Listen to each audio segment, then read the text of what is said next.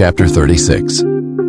These are the family records of Esau, that is Edom. Esau took his wives from the Canaanite women: Adah, daughter of Elon the Hethite; Oholibamah, daughter of Anah, and granddaughter of Zibeon the Hivite; and Basemath, daughter of Ishmael, and sister of Nebaioth. Adah bore Eliphaz to Esau.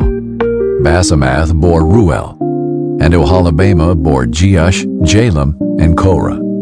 These were Esau's sons, who were born to him in the land of Canaan. Esau took his wives, sons, daughters, and all the people of his household, as well as his herds, all his livestock, and all the property he had acquired in Canaan. He went to a land away from his brother Jacob, for their possessions were too many for them to live together, and because of their herds, the land where they stayed could not support them. So Esau, that is Edom, lived in the mountains of Seir. These are the family records of Esau, father of the Edomites in the mountains of Seir.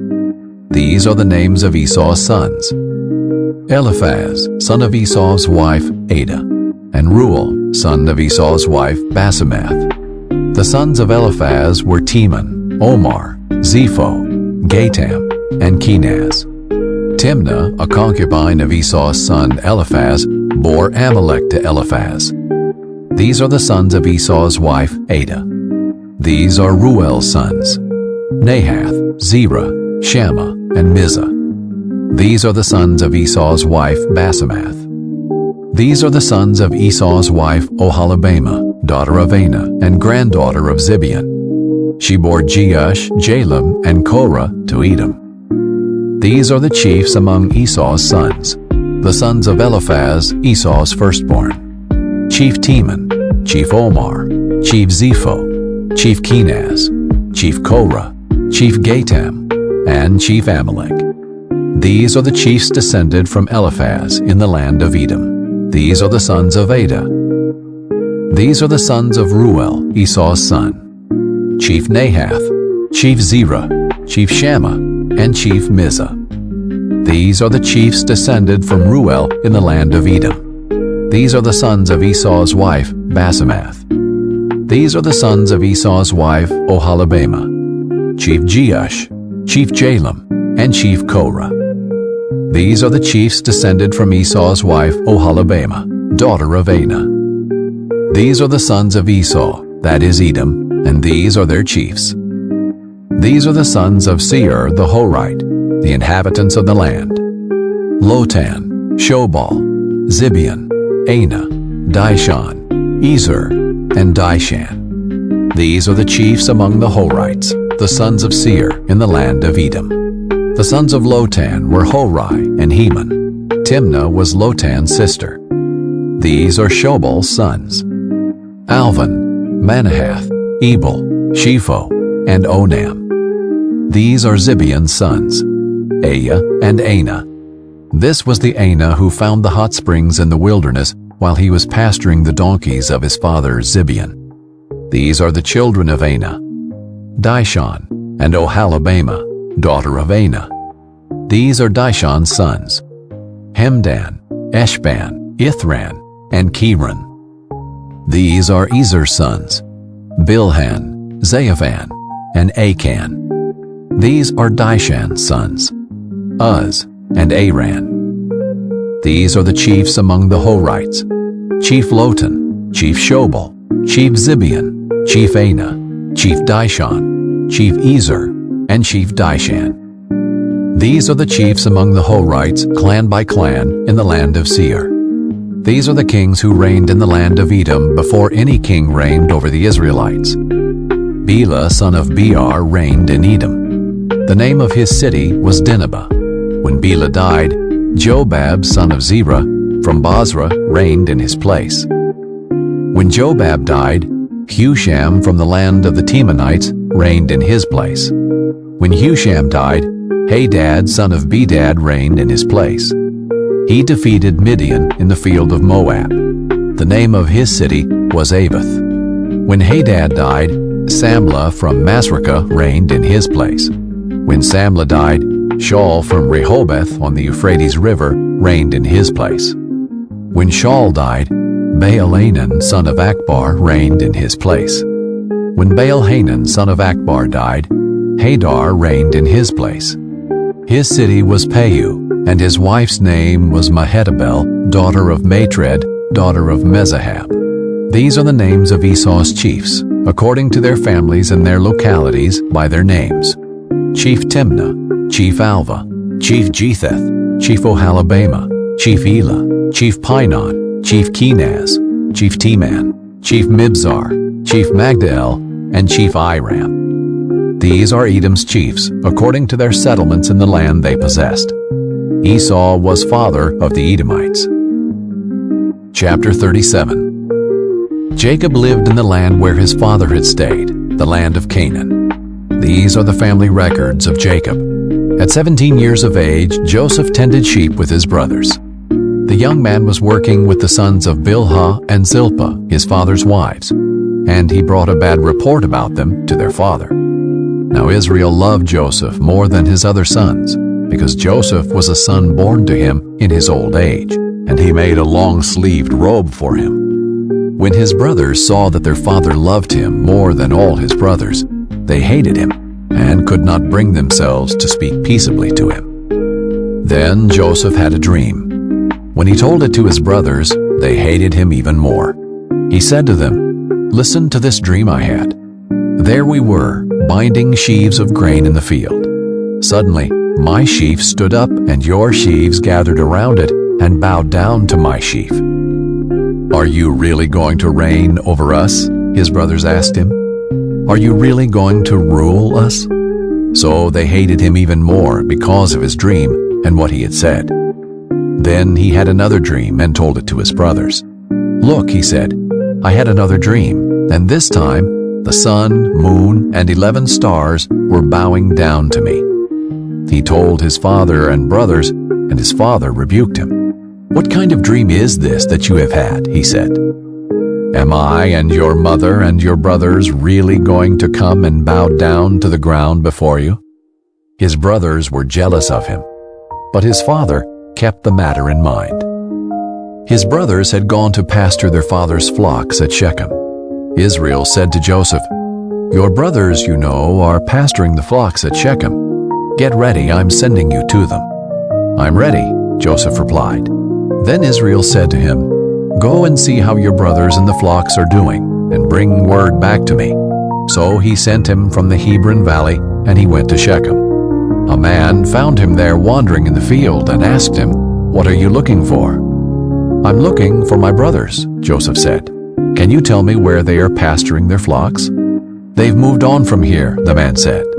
"I heard them say, 'Let's go to Dothan.'" So Joseph set out after his brothers and found them at Dothan. They saw him in the distance, and before he had reached them, they plotted to kill him. They said to one another, "Oh, look, here comes that dream expert. So now come on, let's kill him and throw him into one of the pits. We can say that a vicious animal ate him. Then we'll see what becomes of his dreams." When Reuben heard this, he tried to save him from them. He said, "Let's not take his life." Reuben also said to them, "Don't shed blood. Throw him into this pit in the wilderness, but don't lay a hand on him," intending to rescue him from them and return him to his father. When Joseph came to his brothers, they stripped off Joseph's robe, the robe of many colors that he had on. Then they took him and threw him into the pit. The pit was empty, without water. They sat down to eat a meal, and when they looked up, there was a caravan of Ishmaelites coming from Gilead. Their camels were carrying aromatic gum, balsam, and resin, going down to Egypt. Judah said to his brothers, "What do we gain if we kill our brother and cover up his blood? Come on, let's sell him to the Ishmaelites and not lay a hand on him. For he is our brother, our own flesh." And his brothers agreed. When Midianite traders passed by, his brothers pulled Joseph out of the pit and sold him for 20 pieces of silver to the Ishmaelites, who took Joseph to Egypt. When Reuben returned to the pit and saw that Joseph was not there, he tore his clothes. He went back to his brothers and said, "The boy is gone. What am I going to do?" So they took Joseph's robe, slaughtered a male goat, and dipped the robe in its blood. They sent the long-sleeved robe to their father and said, "We found this. Examine it. Is it your son's robe or not?" His father recognized it. "It is my son's robe," he said. "The vicious animal has devoured him. Joseph has been torn to pieces." Then Jacob tore his clothes, put sackcloth around his waist, and mourned for his son many days. All his sons and daughters tried to comfort him, but he refused to be comforted. "No," he said, "I will go down to Sheol to my son, mourning." And his father wept for him. Meanwhile, the Midianites sold Joseph in Egypt to Potiphar, an officer of Pharaoh and the captain of the guards. Chapter 38. At that time Judah left his brothers and settled near an Adullamite named Hira. There Judah saw the daughter of a Canaanite named Shua. He took her as a wife and slept with her. She conceived and gave birth to a son, and he named him She conceived again, gave birth to a son, and named him Onan. She gave birth to another son, and named him Shelah. It was at Chezib that she gave birth to him. Judah got a wife for his firstborn, and her name was Tamar. Now Judah's firstborn, was evil in the Lord's sight, and the Lord put him to death. Then Judah said to Onan, "Sleep with your brother's wife. Perform your duty as her brother-in-law, and produce offspring for your brother." But Onan knew that the offspring would not be his. So whenever he slept with his brother's wife, he released his semen on the ground, so that he would not produce offspring for his brother. What he did was evil in the Lord's sight, so he put him to death also. Then Judah said to his daughter-in-law Tamar, "Remain a widow in your father's house until my son Shelah grows up." For he thought, he might die too, like his brothers. So Tamar went to live in her father's house. After a long time, Judah's wife, the daughter of Shua, died. When Judah had finished mourning, he and his friend Hira the Adullamite went up to Timnah to his sheep shears. Tamar was told, "Your father-in-law is going up to Timnah to shear his sheep." So she took off her widow's clothes, veiled her face, covered herself, and sat at the entrance to Enaim, which is on the way to Timnah. For she saw that though Shelah had grown up, she had not been given to him as a wife. When Judah saw her, he thought she was a prostitute, for she had covered her face. He went over to her and said, "Come, let me sleep with you," for he did not know that she was his daughter-in-law. She said, "What will you give me for sleeping with me?" "I will send you a young goat from my flock," he replied. But she said, "Only if you leave something with me until you send it." "What should I give you?" he asked. She answered, "Your signet ring, your cord, and the staff in your hand." So he gave them to her and slept with her, and she became pregnant by him. She got up and left, then removed her veil and put her widow's clothes back on. When Judah sent the young goat by his friend the Adullamite in order to get back the items he had left with the woman, he could not find her. He asked the men of the place, "Where is the cult prostitute who was beside the road at Enaim?" "There has been no cult prostitute here," they answered. So the Adullamite returned to Judah, saying, "I couldn't find her, and besides, the men of the place said, 'There has been no cult prostitute here.'" Judah replied, "Let her keep the items for herself. Otherwise, we will become a laughingstock. After all, I did send this young goat, but you couldn't find her." About 3 months later, Judah was told, "Your daughter-in-law Tamar has been acting like a prostitute, and now she is pregnant." "Bring her out," Judah said, "and let her be burned to death." As she was being brought out, she sent her father-in-law this message, "I am pregnant by the man to whom these items belong." And she added, "Examine them. Whose signet ring, cord, and staff are these?" Judah recognized them and said, "She is more in the right than I, since I did not give her to my son Shelah." And he did not know her intimately again. When the time came for her to give birth, there were twins in her womb. As she was giving birth, one of them put out his hand, and the midwife took it. and tied a scarlet thread around it, announcing, "This one came out first." But then he pulled his hand back. Out came his brother, and she said, "What a breakout you have made for yourself." So he was named Perez. Then his brother, who had the scarlet thread tied to his hand, came out and was named Zerah. Chapter 39. Now Joseph had been taken to Egypt. An Egyptian named Potiphar, an officer of Pharaoh and the captain of the guards, bought him from the Ishmaelites who had brought him there. The Lord was with Joseph, and he became a successful man, serving in the household of his Egyptian master. When his master saw that the Lord was with him, and that the Lord made everything he did successful, Joseph found favor with his master and became his personal attendant. Potiphar also put him in charge of his household and placed all that he owned under his authority. From the time that he put him in charge of his household and of all that he owned, the Lord blessed the Egyptian's house because of Joseph. The Lord's blessing was on all that he owned, in his house and in his fields. He left all that he owned under Joseph's authority. He did not concern himself with anything except the food he ate. Now Joseph was well built and handsome. After some time, his master's wife looked longingly at Joseph and said, "Sleep with me."